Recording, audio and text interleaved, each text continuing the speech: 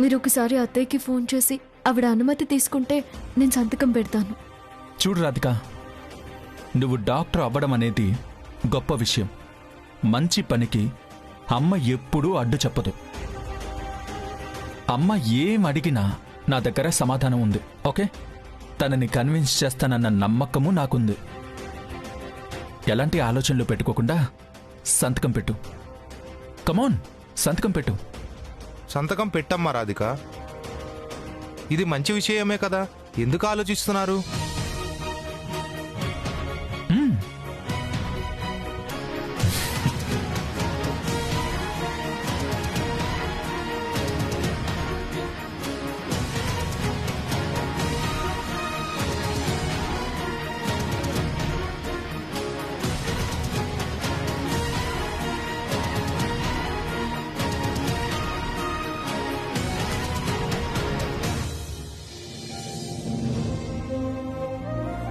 నాన్నగారి ఆశయం నెరవేరుతేమో అనుకున్నాను.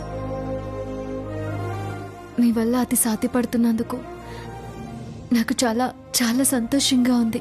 ఆడపిల్ల బాధ్యత పెళ్లికి ముందు తండ్రిది, పెళ్ళయ్యాక భర్తది. ఇది నా కర్తవ్యం. నువ్వు డాక్టర్గా పేరు తెచ్చుకుంటే భర్తగా నాకే కదా గర్వకారణం.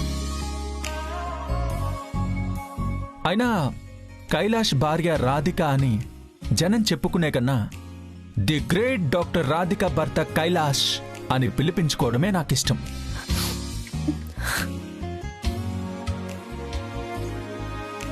అదే నాకు గొప్ప.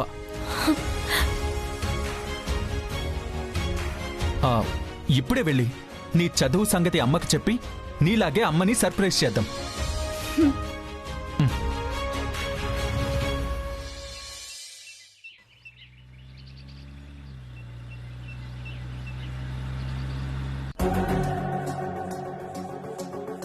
చెల్లమ్మా, పిలిచావంట?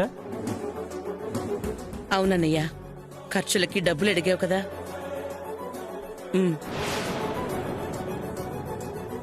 థ్యాంక్స్ చెల్లమ్మా. అమ్మా నమస్తే. అమ్మా గుమస్తా గారు బావున్నారా? నేను బాగున్నానమ్మా. కొన్ని రోజుల నుంచి రావటమే మానేశారు, ఏమైంది? అవునమ్మా, కొన్ని సమస్యల వల్ల రాలేకపోయానమ్మా.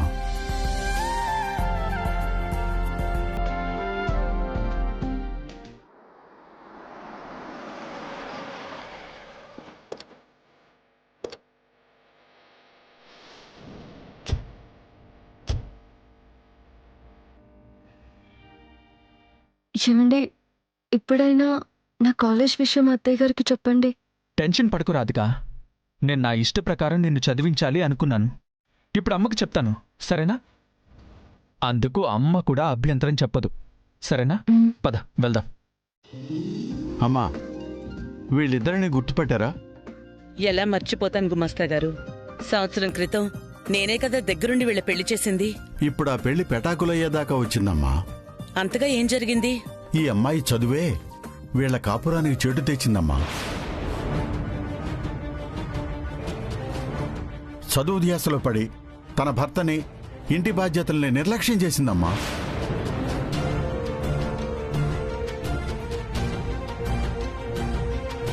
ఏమా, పెళ్లైన ఆడపిల్లకి సంసారాన్ని మించిన సంపద, భర్తని మించిన ఆస్తి ఇంకోటి ఉండదని నీకు తెలీదా?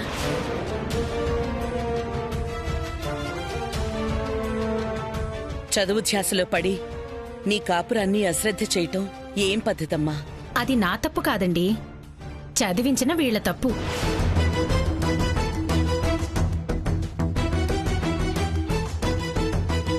చదువుకున్నాక నా ఆశయం నాకు ముఖ్యం, అంతేకాని వంటింటి కుందేల్లాగా బతకడం నా వల్ల కాదు. బుద్ధి లేకుండా మాట్లాడుకో.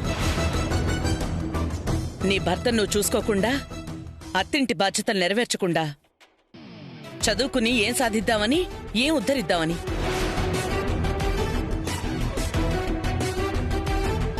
పిచ్చి వేషాలు వేయకుండా చక్కగా కాపురం చేసుకో. చూడండి, ఇదంతా నన్ను చదివించక ముందుండాలి, ఇప్పుడు కాదు. ఇక నేను చదువుకుంటున్నాను, చదువుకి న్యాయం చేసి జీవితంలో ఎదగాలనుకుంటున్నాను. అందుకు ఇష్టమైతే కలిసుంటాను, లేదంటే విడాకులే.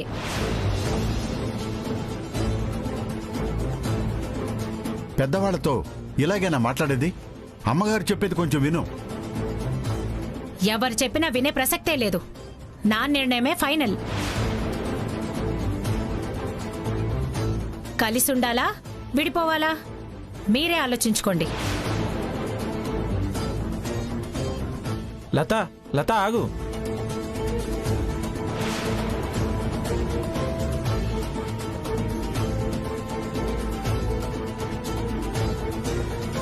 ఇదమ్మగారు ఆ అమ్మాయి తీరు.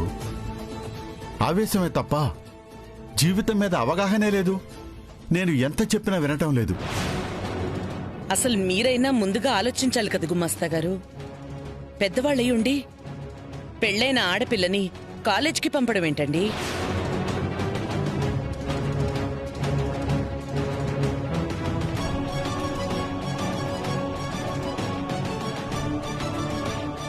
ఆ చదువుని కాలేజ్ దగ్గర ఆపేస్తే పర్వాలేదు, కానీ ఈ కాలం ఆడపిల్లలు అలా ఉండడం లేదే. పెద్దవాళ్ల మాటని, వాళ్ల గౌరవాన్ని తుంగలో తొక్కేస్తున్నారు. విలాసాలకి అలవాటు పడుతున్నారు. స్నేహితులందరూ కలిసి విందులని, షికార్లని వాళ్ళిష్టం వచ్చినట్టు వాళ్ళు తిరుగుతున్నారు. కుటుంబాల మీద మచ్చ తెచ్చి సిగ్గుపడే పనులు చేస్తున్నారు. కాబట్టి ఆ పిల్ల చదువుకోకుండా మీరైనా అడ్డుపడాల్సింది కదా. అసలు నా మనవడు తన భార్యని కాలేజీకి పంపిస్తున్నాడని, పై చదువులు చదివిస్తున్నాడని నాకు చెప్పలేదమ్మా. నాకు తరువాత చెప్పొచ్చులే అని తనే నిర్ణయం తీసేసుకుని చదివించాడమ్మా. ఇప్పుడది ఏకు మేకై కూర్చుందమ్మా. అయినా అందరు ఆడపిల్లలు మీ కోడల్లా గుణవంతురాల్లాగా ఉంటారా అమ్మా?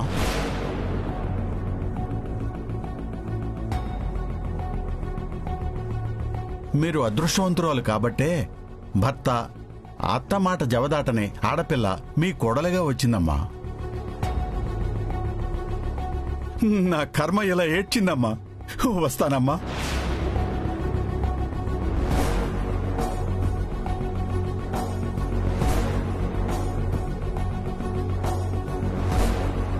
ఇప్పుడు అమ్మ ఉన్న మూడ్ని బట్టి రాధిక మెడిసిన్ కంటిన్యూ చేస్తున్న సంగతి చెప్పడం కరెక్ట్ కాదేమో.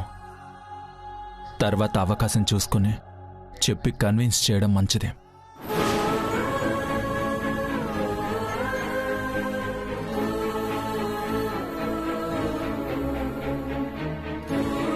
అత్తయ్య,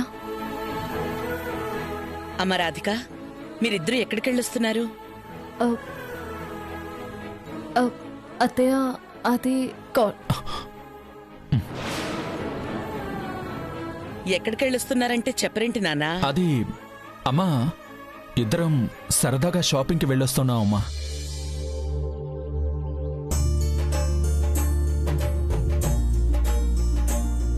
మంచిది. అప్పుడప్పుడు మీరిద్దరూ అలా బయట తిరుగుతుంటేనే బాగుంటుంది. వెళ్ళండి, వెళ్ళి రెస్ట్ తీసుకోండి.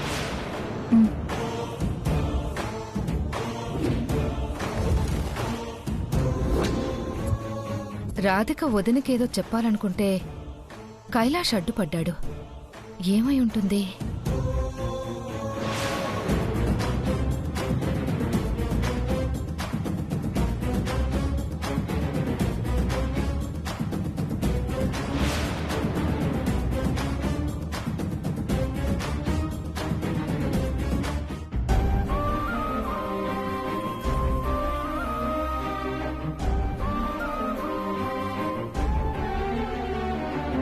ఎందుకు కైలాష్ గారు నేను మళ్ళీ చదువుకోబోతున్నానన్న సంగతి అత్తయ్య గారికి చెప్పకుండా అడ్డుపడ్డారు?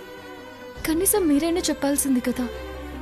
నేను కూడా చెప్పాలనే అనుకున్నాను, కానీ అమ్మ మూడ్ ఇప్పుడు బాలేదు. ఇప్పుడు చెప్పడం కరెక్ట్ కాదు అనిపించింది, అందుకే ఆగాను. చూడు, సందర్భం చూసుకుని తప్పకుండా చెప్తాను. అత్తయ్య గారి సంగతి తెలిసి కూడా ఆలస్యం చేయడం మంచిది కాదు. మనం నిజం దాచామని తెలిసినా మోసం చేశామేమో అన్న భావన కలిగిన ఆవిడ అస్సలు సహించదు. పైగా ఆవిడ నా మీద అపారమైన నమ్మకం పెట్టుకున్నారు.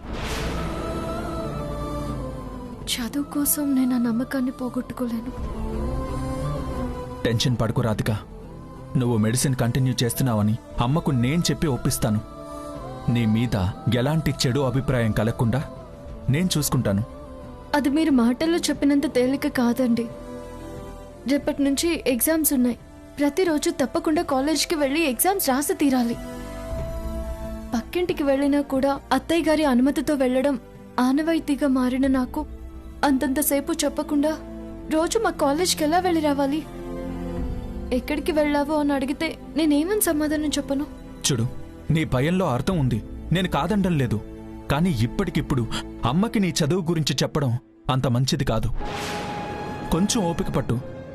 సమయం చూసుకుని నేను తప్పకుండా చెప్తాను. సారీ అండి, అత్తయ్య గారికి ఈ విషయం తెలిసేదాకా ఊపిరి బిగబట్టుకుని నేను అస్సలు ఉండలేను. నా వల్ల కాదు. నేనే ఇప్పుడే వెళ్ళి చెప్పేస్తాను. అరే రాధిక, తొందరపడుకు రాధిక, నా మాట విను రాధిక.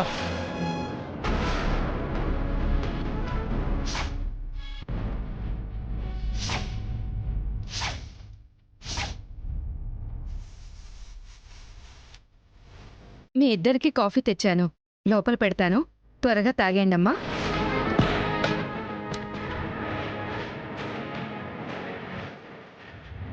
కైలాష్, కాఫీ తీసుకో కైలాష్. అక్కడ పెట్టండి.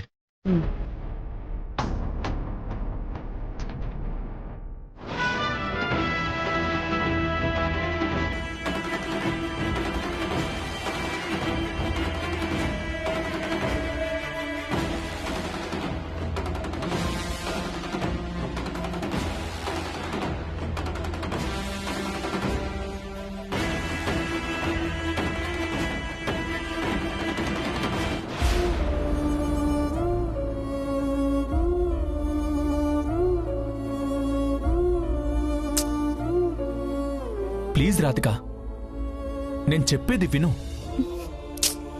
కూర్చో కూర్చో, చెప్తాను. ఇప్పుడేమవుతూ తీసుకో, తాగు. రికార్డ్ ఆన్ చేసి ఫోన్ గదిలో వదిలేసావా అమ్మా? వదిలేశానే. వాళ్ళేం మాట్లాడుకున్నా సరే అందులో రికార్డ్ అయి ఆ రహస్యం బట్టబయలవుతుంది. దాన్ని నా చెల్లెలికి సాక్ష్యంగా వినిపించి రాధికని తిట్టించచ్చు. Super idea. నువ్వు డాక్టర్ అవ్వాలన్నది మీ నాన్నగారి కోరిక. ఒక విధంగా నా ఆశ కూడా. ఆ కళ మన ఆవేశం వల్ల ఆవిరైపోకూడదు. జనాలకి సేవ చేయాల్సిన ఒక మంచి డాక్టర్ గృహిణిగానే మిగిలిపోకూడదు. నువ్వు మాట పడకుండా అమ్మకి చెప్పే బాధ్యత నాది. నన్ను నమ్ము.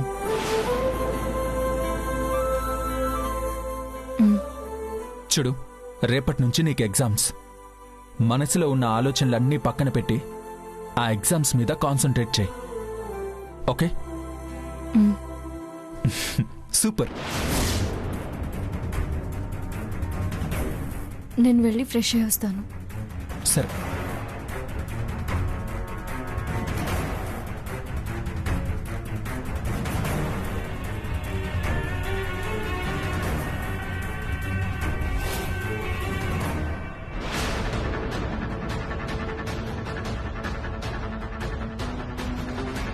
రాధిక కిందకి వెళ్ళిపోయింది.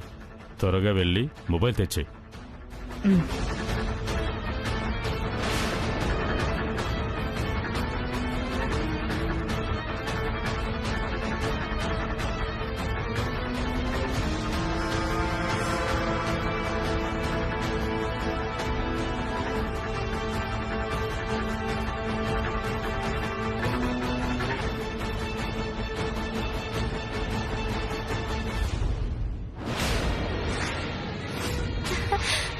అమ్మా, త్వరగా రికార్డ్ చేసింది వినిపించమ్మా. వాళ్ళేం మాట్లాడుకున్నారో వెంటనే వినేయాలి. ఉండవే. ఈ దెబ్బతో కోడల మీద ఉన్న మంచి అభిప్రాయం నా చెల్లెలకి తొలగిపోవాలి. వినిపించు వినిపించు. ఇదేంటి రావట్లేదు? అసలు రికార్డింగ్ కోసం నువ్వేం నొక్కావు? ఇదిగో ఈ పచ్చ బటన్ నొక్కాను. అమ్మో, తెలియకపోతే అడగచ్చు కదమ్మా. రికార్డ్ అవ్వాలంటే నొక్కాల్సింది రెడ్ బటన్.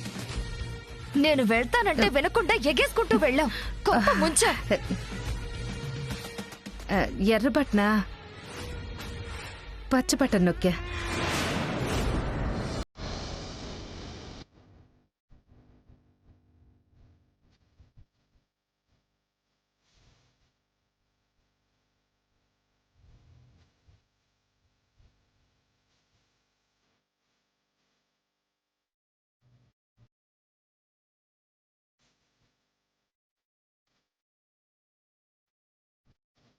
తిక్కలు ఇక్కడ కూర్చుందేంటి? హే, ఇక్కడేం చేస్తున్నావు? నీతో మాట్లాడు, అలిగాను. ఇదెక్కడ కర్మరా బాబు నాకు. ఎందుకు? నిన్న నేను ఇంపార్టెంట్ పని ఉండి ఫోన్ చేస్తే నువ్వు తీయలేదు, అందుకే అలిగాను.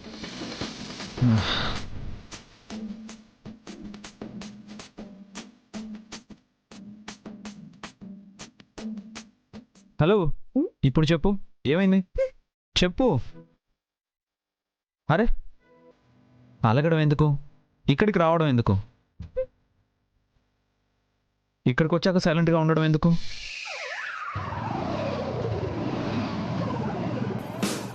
రే, ఆ అమ్మాయి ఎక్కడ ఉందిరా?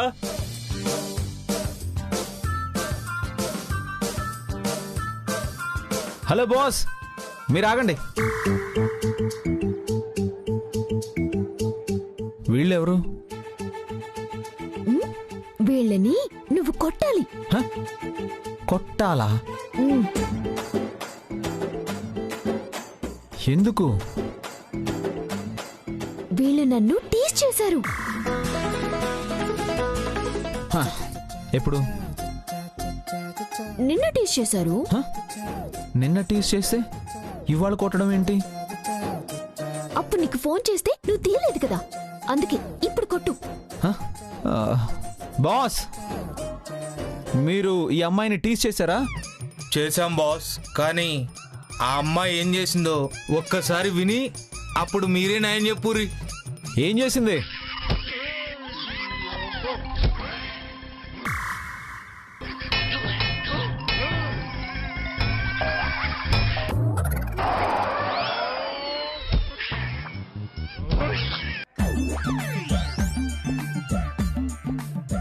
అలా చెదకొట్టి మమ్మల్ని ఇక్కడ తీసుకొచ్చింది బాస్. నీకు బుద్ధుందా? అలా చెప్పు బాస్. మీరైనా ఆడపిల్లని టీజ్ చేయడం ఏంటి బాస్? అలా చెప్పు.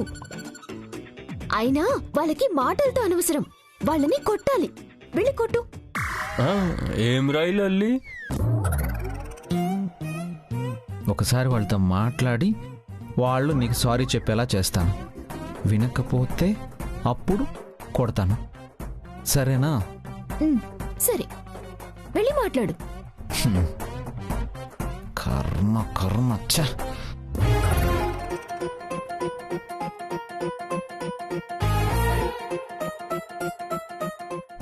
బాస్, నేను మీతో గొడవ పడ్డానికి రాలేదు. గొడవ పడే ఉద్దేశం నాకు అస్సలు లేదు. యాక్చువల్గా మీరు ఆ అమ్మాయిని టీజ్ చేసి తప్పు చేశారు. కానీ మీరు ఇక్కడి దాకా వచ్చి ఆ అమ్మాయి కోసం వెయిట్ చేస్తున్నారంటే ఆ అమ్మాయి సంగతి మీకు తెలియదు.